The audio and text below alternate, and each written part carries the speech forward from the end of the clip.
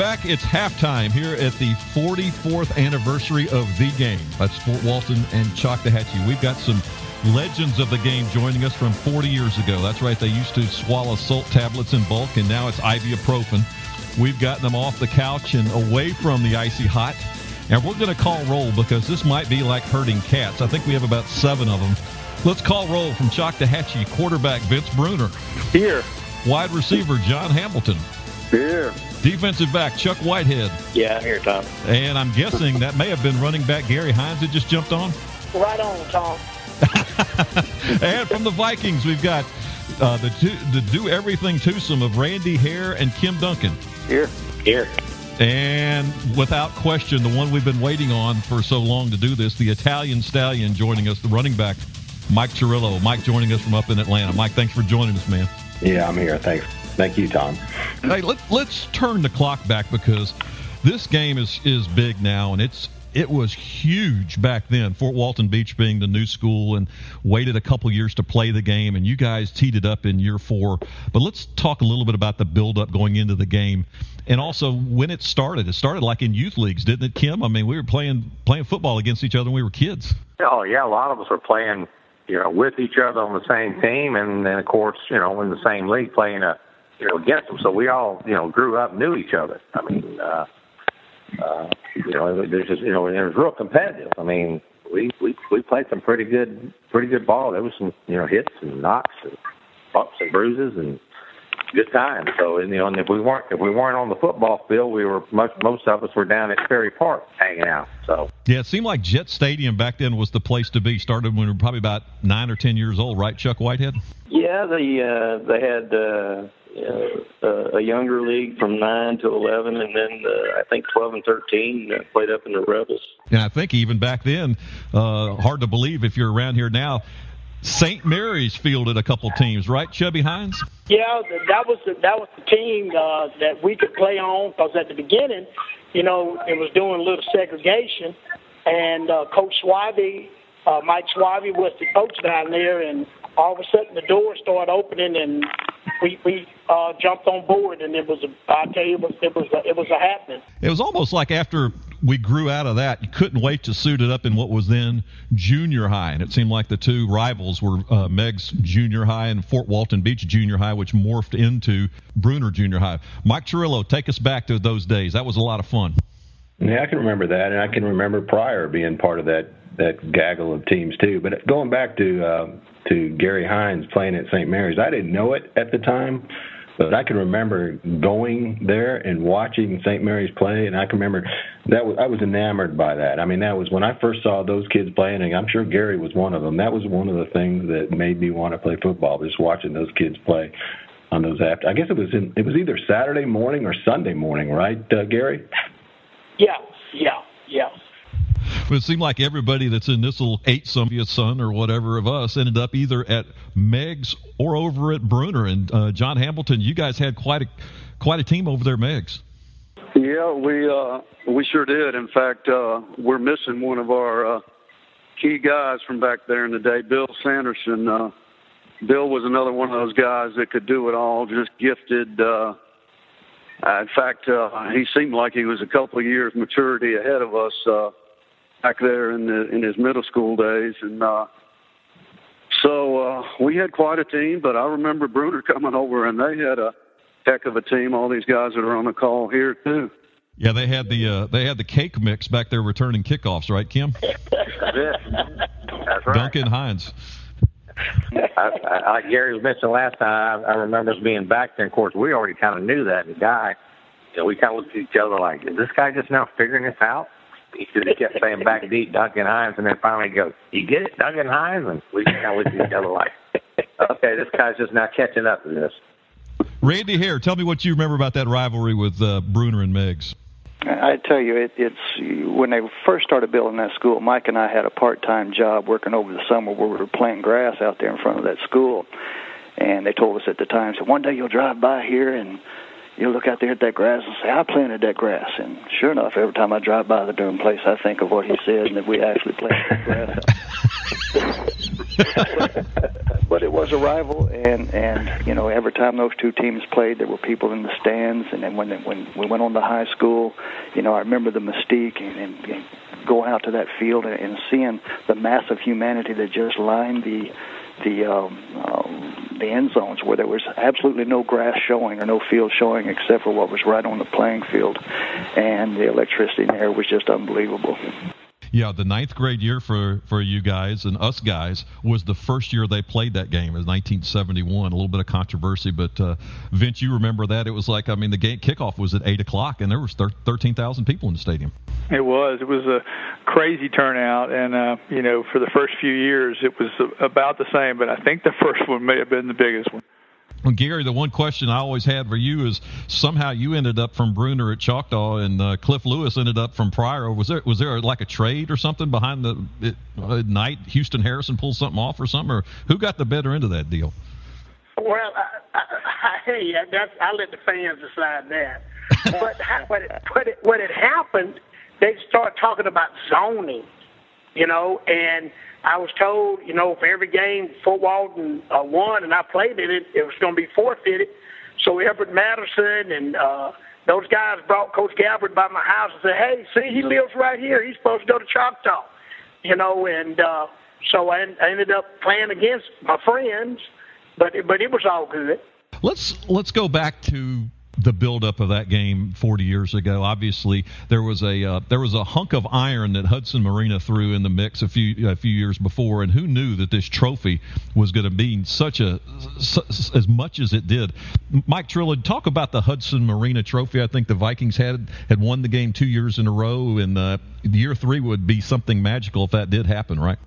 Yeah, the way it went is if you won 3 of the games, right? 3 games in a row, you got to keep the trophy. So we had won the prior 2 years, and we certainly were thinking about winning that third year, and it was really a motivational thing. We had a tough season. I remember we had a tough spring that year. I don't know what was wrong. We just couldn't seem to get it together, and we had a tough year. So I think when we went into that game, we were like 6-3 maybe. And I think Choctaw was like they had won 8, maybe 9 games or something like that. So we were in it for a battle, but whenever you played that game, you were ready to go, and I think everybody was ready to go at that time. It just didn't turn out the way we wanted it to. Chuck, Gary said you guys were thinking about it all summer when you were practicing, right? Well, you had to work out through the summers anyway, and everybody needed a goal, and that was the one we kind of set out as the key thing we wanted to do as seniors is to win that ball game. Well, let's talk about the game itself. It started out, the paper saying, again, 13,000 people, and it said the first quarter was all Mike Churillo, 17-play drive. Mike took it in to go on top 7-0. How about some memories of that early in that game, Vince? You were kind enough to send that link, and I listened to it, and Kim remembered it pretty well, and I think Kim laid it out pretty good, 4 years ago when you did a similar interview, but they had decided to get kind of out of that veer and just go into that power eye, and I think they had an unbalanced line, too, to go with it, and they were slamming us, just pounding the ball, and Churillo was running all over us. Yeah, that's right. I think normally Vikings would come out and split back veer. I think, Randy, weren't you in the backfield in a power eye, and you were just kind of just unbalancing and just running straight downhill with Mike Churillo? Yeah, as I recall, they had me and Randy Tenney, and we would line up, and at the snap, we just went forward and tried to get everything in front of us. And, of course, Mike, he's going to pick out the right hole, and he would scamper around there and gain the yards, and it was working real good for us there for a while. You told us a story off the air about a play that was designed for you. Talk about that when they put you at tight end. It was basically they had a play scripted where I could be the tight end and actually find the open area once all the linebackers cleared out.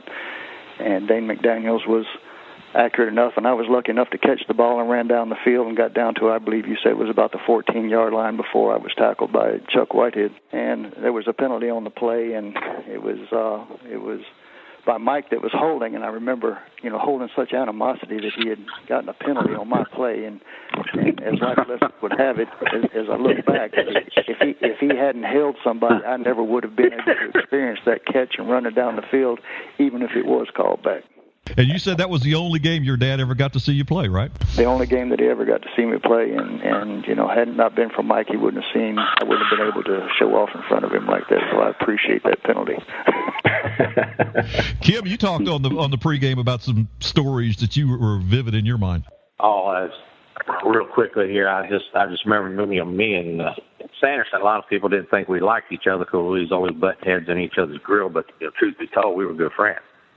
I can't tell you how many times he was over here at the house, and we'd be playing pool or just doing something we probably shouldn't be doing. But anyway, I had something planned for him when he first touched the ball, and we were in on the tackle. He was pinned on the bottom, and this is the funny part I was telling you about, at least for a while. And I would play the drum roll to Hawaii 5-0 on his helmet. And he come up, he was fired up. He was mad. He called me, listening. He like, "What are you doing?" I said, "It's gonna be a long night, Wild Bill." And every play that I could get to him, that's what I do. And after a while, though, when they started scoring, became less fun.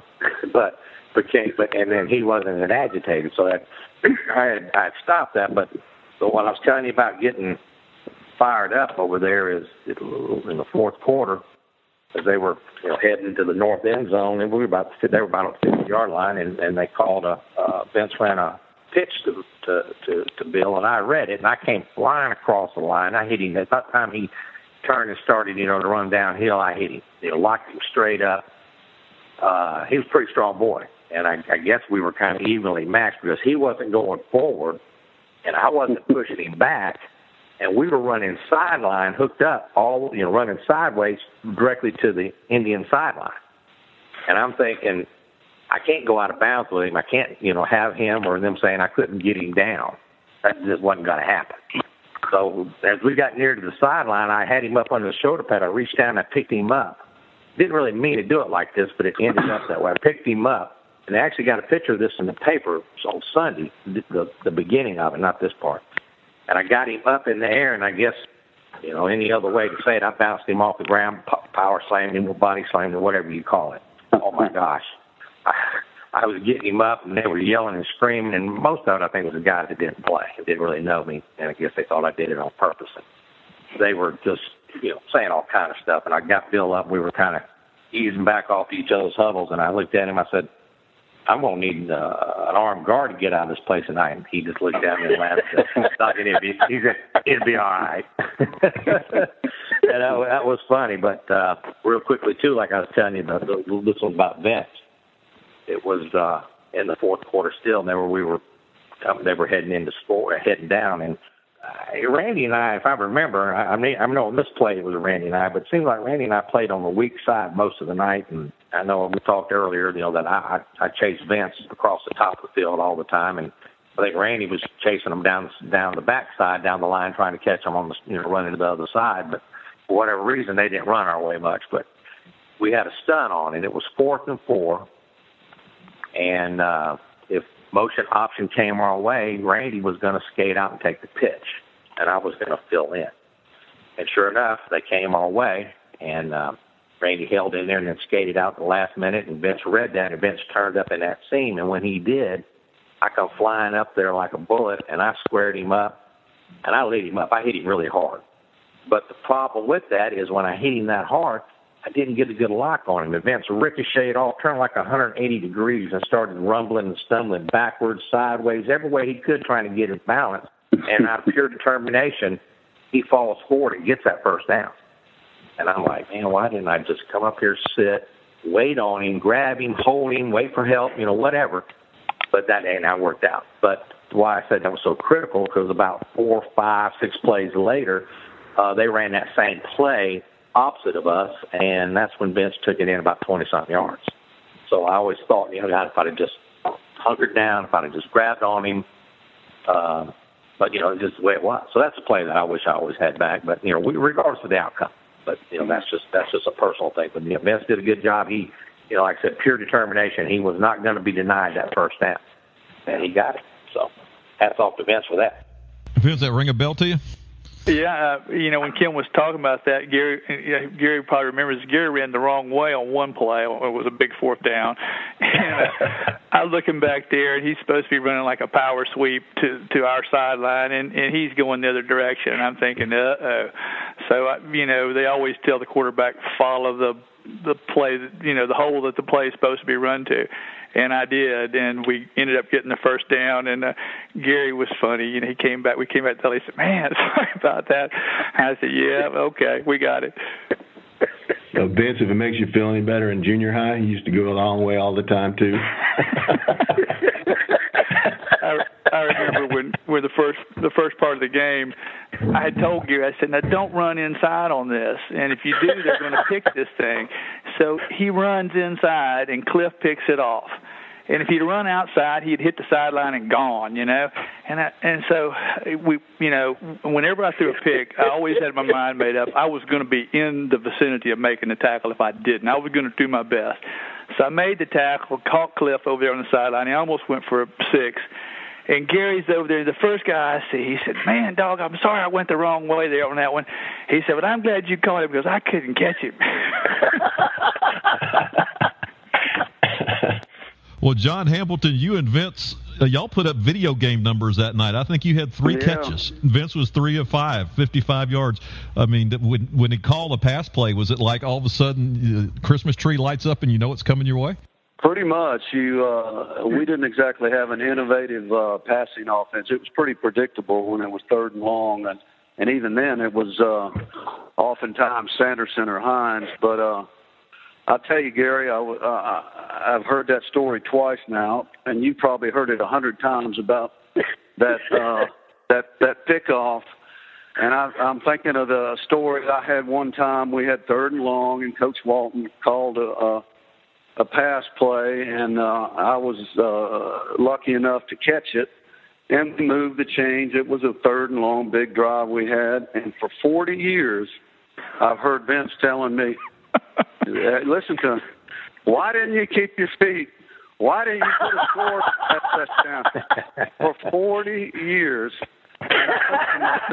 Kim, you remember he dove for the ball, and he should have just caught the ball and kept running. Am I right, Kim, or am I wrong? Clear this up. Yeah, but I'm not going to remind him for the next 40 years.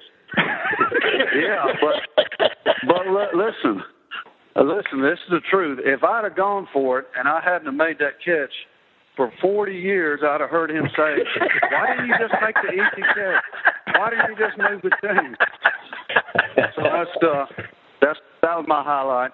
Well, Gary took it in to make it 14-7, and Kim talked about it earlier, that run that Vince had going north in the 4th quarter to kind of put the game away. Vince, take us through that if you would. I know the guys on the other side probably don't want to hear it, but it was the old option play, and you kept it yourself, right? Yep, we did. I had a pretty good little run down there going in the south end, and they called that one back, and we had a penalty on that one. But we did have a nice little veer option, and those guys ran the veer too, so they know that when that outside veer was working, and of course University of Houston did it for years and years, and it was a great offense at Oklahoma and all over the country. But if you could run the outside veer, it was a darn tough play to defense and Randy was a great defensive end. But it was tough, and if you read it right and ran it right, it was tough. And we did have 2 good backs. We stole one from them with Gary, and I started to vote. I would have taken Gary on that Gary trade, but Cliff was a great player too. But anyway, we had a good play call that ran that outside veer over there. It was very tough to defense, and Kim was one of the best athletes that I ever grew up with, and they had some great players. Mike, Lord, I know how good Mike would have been had he not tore up his knee. But and he was a great player with a bad knee. But we all knew that. Everybody in the community knew it, that he would have been even better. But we ran it effectively, and that, like I said, that outside veer when it was working, and I guess Kim could tell you, pretty darn tough stop. It was on that play. But Choctaw ends up winning the game 21-14. It's obviously you're heartbroken when you lose a game like that, but the game means a lot to these kids. It means a lot to you 7 guys here, but I don't know that if it means any more than to Garry Hines. Gary, you talk about it all the time to your players in Louisiana, don't you? Yes, I do. Over here you got Carroll and Wasman and Wasman and Neville. And I tell these kids all the time that you're going to talk about your high school career for the rest of your life. And I try to get them to understand, about the school spirit, and they are picking up on some of it, but I know at Neville High School, they do a very good job. And they say, we played them the other night, and I hate them because they got the same color as Megs. So every time I see that, I want to throw up. But, my son, he played for them and got 2 rings, so I guess that black and gold is not that bad. But, yes, it means a lot. I look at that picture all the time. I think about those guys I played with. I love them, and when I get a chance to get home, I try to hook up with people. But it was just the camaraderie and a love for your team, it's unbelievable. It's hard to put into words. You just have to be there. And I remember the very first time they played, I'm over at Fort Walton Beach High, and every hour on the hour they had a heartbeat that came over the PA, and so many hours the Vikings and the Indians would clash, and you just got goosebumps the size of basketballs all day, and man, it was a happening. Well, there's 2 guys on the phone that get to still live it. That would be Chuck Whitehead, because his son Chase just finished up playing here a year or so ago, now down at South Florida, and then obviously Vince, your son's over there now. Chuck, tell us about going through it as a daddy. Well, you get to relive the whole thing. It's interesting that it always doesn't seem to be the same as it was. There's a lot more to do today, and a lot more interested in the college game and the pro game, I guess, to some extent. But there are a lot of diehard folks that get out there and watch those 2 teams play, and it brings back lots of memories when you have some blood in the game out there. You can remember all of the stuff you went through. It's funny, the last time Gary was at a Choctaw-Fort Walton game was the last time he's played in it, and Vince has probably been to every one, haven't you, Vince? I don't think I've missed one. Wow. Mike, your thoughts as we wrap this thing up from Atlanta, Georgia, the old number 24 Italian Stallion. When are you going to come back and be a part of this? Yeah, it's amazing. I mean, I just listening to this conversation brings back so many good memories, and I don't know if it's like it was back then today, but if it's not, it's a real shame, because we had some special guys, some really special guys, and some special stuff going on. So, it brings back a lot of good memories. How about final thoughts, John Hambleton? Your thoughts as you look back some 40 years ago. Well, thanks, Tom, and I wanted to thank you again for setting this up and letting us have some good laughs together. It's pretty cool. Anyway, final thoughts. I know the lessons I learned playing football at Choctaw, I apply every day. Not a day goes by I'm not applying those in some way. Things like perseverance and putting the team first when times get tough really helped me in our business over the years, and parenting as well. So I'm grateful for all the coaches that chose to help me and others back in the day. I remember at Choctaw I connected mostly with Ed Baker, Bobby Walton, Sid Neighbors, Bill Benson. And even before the Choctaw, there was Kim's dad, Ralph Duncan, was also a big influence. Now, these guys, to me, they were all very tough at their kind of first level, when they had their coach's persona on. And you definitely get hollered and cussed at. But these really tough exterior men also would show how much they cared about you, too, and they were just trying to help you. So, anyway, after 40 years, I'm just grateful for those men that helped us all out as we were growing up. Well, it's a big one tonight. Once again, it's going to be for all the marbles, playoff implications on the line, even though the record for the Vikings isn't that good. How about this, guys? The record is 22 wins for Choctaw, 21 for Fort Walton Beach. The average score is 18-17. Over 44 years, only 24 points separate the 2 teams. Amazing. Wow. It's amazing, yeah. It is, and Gary probably came up with the best idea as far as a fundraiser. I don't know how well it would go over, but Gary talked about an alumni flag football game. I don't know that we would have a health insurance binder enough to cover for it, though. Oh, my goodness. Yeah. You probably had I can hang. Yeah. Well, maybe Tom, we can get him back on our side for that game. Yeah, he'll play a half for either team. Guys, thanks so much for doing this. This has been great, and hopefully we can do it again for the 45th anniversary of this game from 1974. Thanks so much, guys. Thanks for having us, Tom. Yeah. Oh, yeah, thank you. Awesome.